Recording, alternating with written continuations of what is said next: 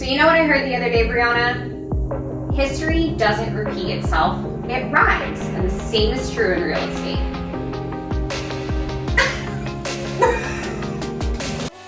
History Rhymes, Real Estate Edition on All the Things with Ash and Bree. Happy Tuesday! Hello. I love this time of year in the PNW because I feel like everybody wakes up from their hibernation.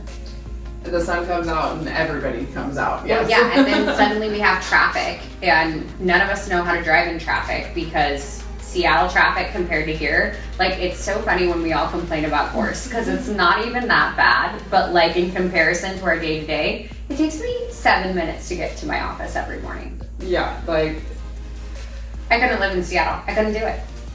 I would not be able to go across the water. I think most of my clients that either move from over there, that's exactly what their complaint is, or people that are shopping in different areas are no, I couldn't even think about looking over there. No. Mainly because of the traffic. And I know I could barely handle Gorse. When I used to live in Port Orchard, I would make sure I left this side of Kitsap by 1, so I would not have to hit that Gorse traffic. I would avoid it like the plague, and it really isn't that bad. And I feel like a lot of people from that side of the water are starting to recognize how nice it is over here, and now everyone's coming over here, but when the sun comes out, it gets crazy in Silverdale.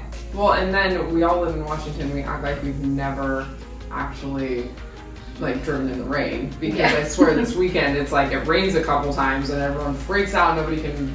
I full on thought there was going to be a hurricane. I also thought I was sitting in a coffee shop downtown Bremerton, and in between buildings, it just looked like this tornado went by. As we were sitting in the coffee shop, tumbleweeds flew by, dust, and I was all I'm saying, I don't want to walk out there right now. I don't care about walking in it. I don't care about being in it. I just don't want the power to go out, because if the power goes out with 3 kids at home, you have no internet, no TV, no nothing. Horrible. Not a position I want to be in at all. But luckily I didn't lose power. When I was a kid, the main thing that we would do when the power went out, because of those things, our entire family, we'd all start playing hide and go seek. It's what else are we gonna do? Really? That's kind of cute. Yeah, my parents, me and my sister, we would all just start playing hide and go seek if the power went out. I don't really remember growing up and the power going out.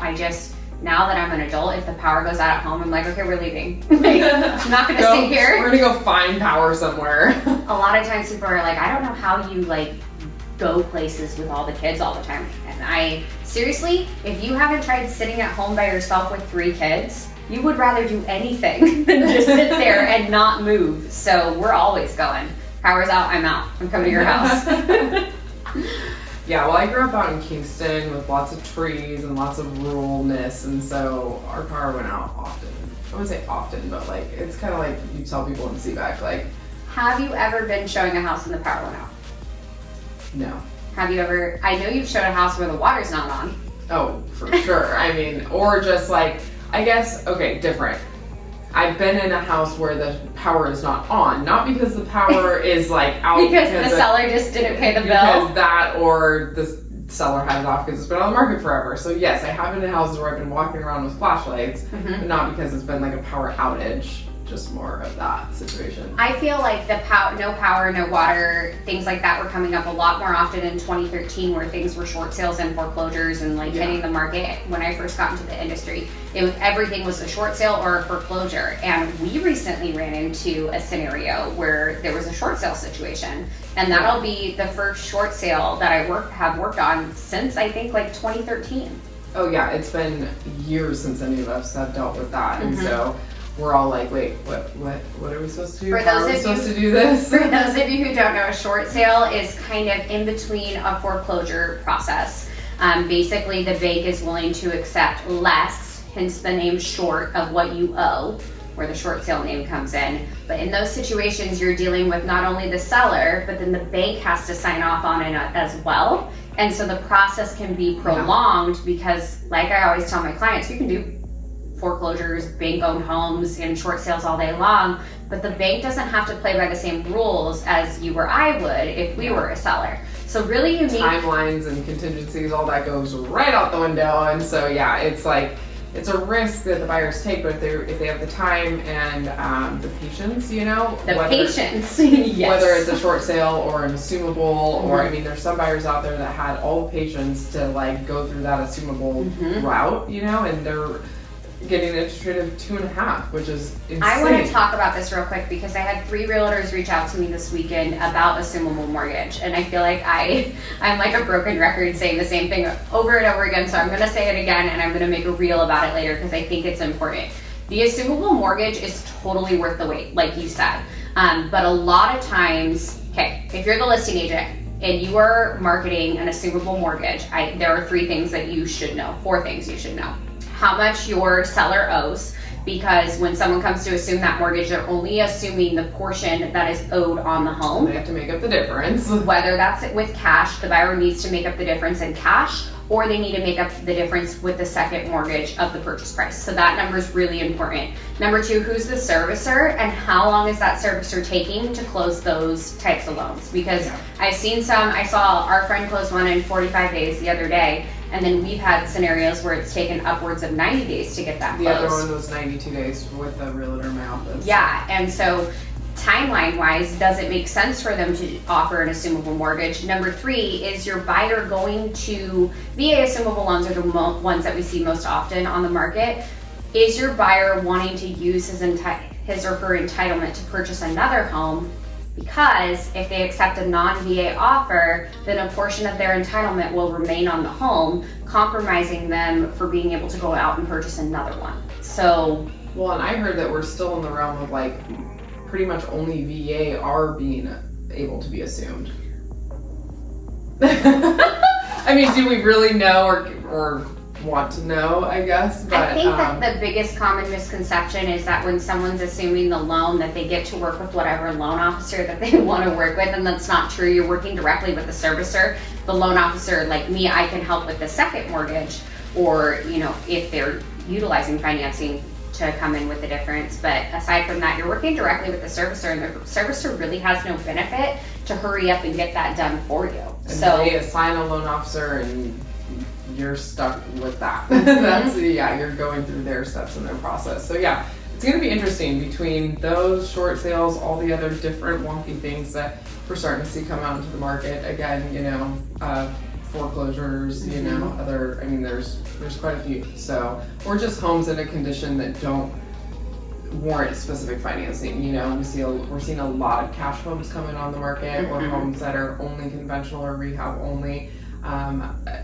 I think we're going into that market where a lot of us are meeting with a lot of sellers and we're getting inventory on the market slowly. Like I'm still saying we're having an inventory problem. We need more homes on the market for sure, but we are starting to finally start seeing those hitting the market again, which is like awesome. No matter what it is, good, bad, ugly. I'm excited for this season because, I mean, I heard the other day, history doesn't repeat itself, but it rhymes. And I really liked that because I feel like there's things that are coming back up that I haven't done in years, but I have the experience of doing them. Like when the short sale questions came up, I could rapid fire answer those questions. And being an experienced loan officer and someone who's seasoned, which is what someone told me the other day, yes, we're seasoned, not old. I'm like, I still feel pretty old. It's been 11 years in the same career, but nonetheless, seasoned agents, seasoned loan officers will know how to handle these situations. More important now than ever to work with someone who knows what they're doing, because these situations, these complications are coming up more often than not.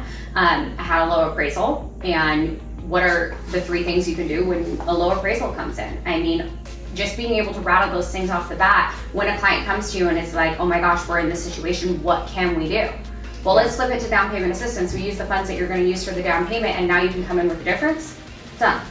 Because I can only lend up to the appraised value, or you can walk away from the property and get your earnest money back, or we can negotiate with the seller. There's or. And fight the value. There's fight the value. Fight the value. Yeah, fight the value. That's first. Yeah, fight the value, but you know, fighting with an appraiser. We did have one. This was like years ago. Go to bat. Go fight the good fight.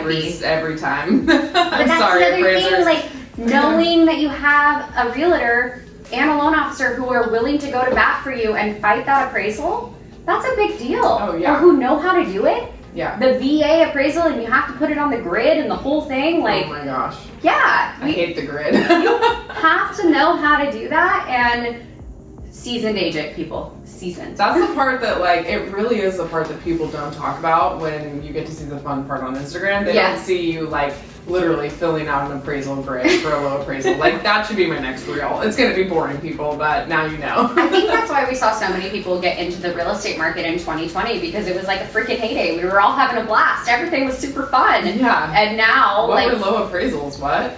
But we're going, speaking of appraisals, you know, depending on the area you're in, you get across the bridge, and the amount of people that are, you know, using those 2280 and low appraisal addendums to come in above appraised value. I'm sorry, did you see my reel the other day about teaching a 9-year-old what a 2280 is? Oh my gosh, no, but I'm sure that You are not good at your job unless you can teach a 9-year-old what this means. So I was trying to teach Oakley how to apply for a mortgage and what a mortgage is. That's and I hilarious. was trying to compare it to something that a realtor should be really excellent at explaining to their buyers. So try and explain it to Finley and see if he can figure it out. And if you can't do that, you have some work to do, because it's What hard. analogies did you use? Explain what a 22 AD is. What else I don't know. We have to go watch my reel because I like did it off the cuff. But I think basically the book that I was reading said that if you are not capable of explaining that portion of your job to a 9-year-old, then you're not good at your job and you're not good at educating your clients. And I was like, damn.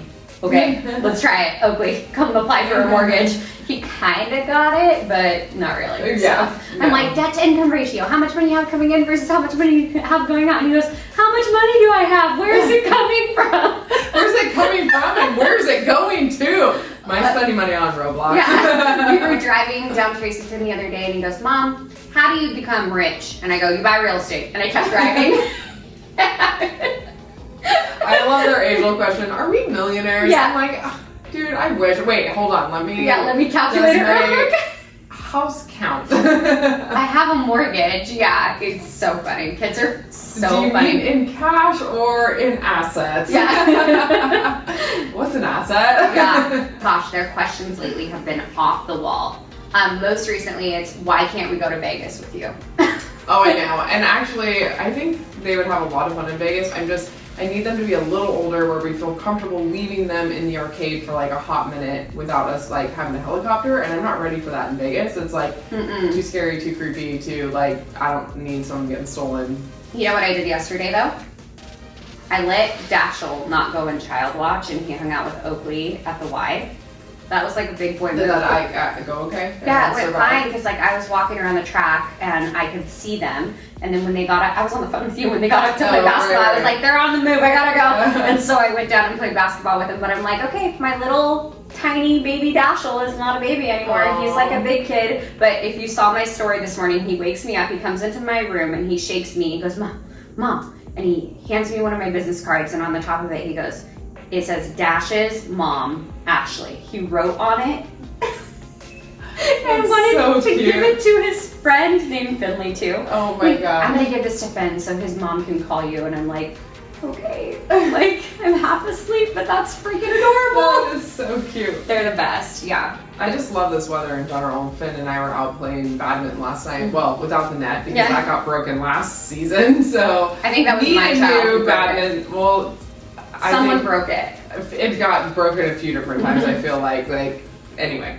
But without the net, we were playing, and it's funny because the last time we had the badminton net, I guess we had Yeti, but maybe he just wasn't around or wasn't paying attention. Well, between him and Wookie, they were chasing all the little birdies, you know, from us hitting them, and they were like chasing them and running, and it was really funny. I think that was before you allowed Yeti outside.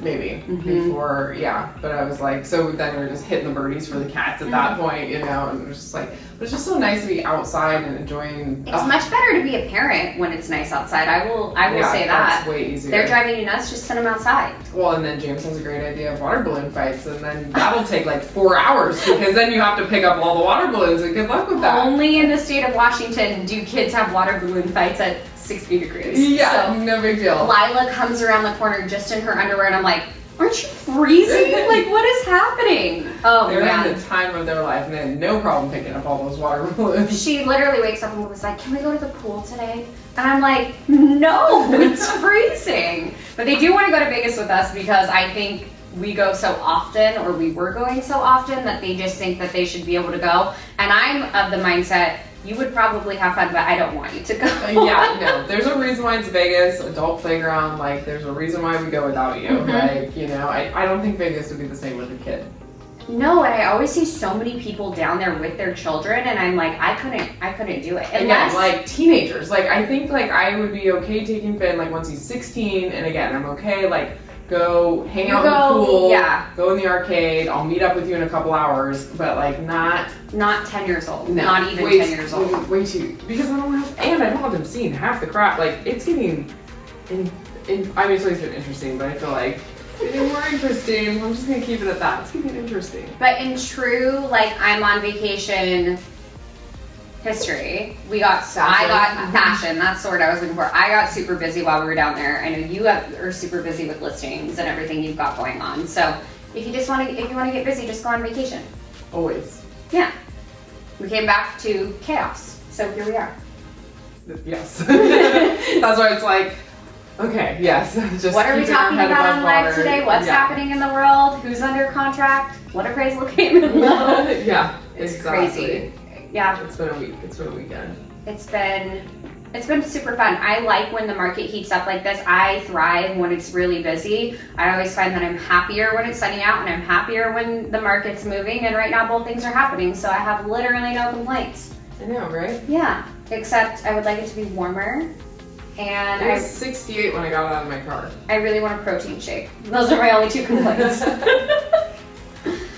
No, it's really nice out there, and actually, like, you guys probably can't really see this, but this giant window right here that's like just bringing in the sunshine is baking me while we sit here, which I do enjoy, but it's like, yeah, this office gets really hot. We need to put an air conditioner in here, but we got new lighting in here. The desk is getting taken out of here. I'm really excited to turn this into my recording studio, so it's gonna be really fun to decorate. We need an interior pretty designer. much, like, anytime we're in Silverdale, like, I'm gonna come in and use it. Yeah, and anyone is welcome to. We always have I swear every week we have 5 or 6 people pop in and use an office, and I love that. So if you ever need to meet a client here in Silverdale, please feel free to just text me, and we have an office open that you can meet your clients in or work in, whatever works. But we're gonna decorate this office, and I need an interior designer.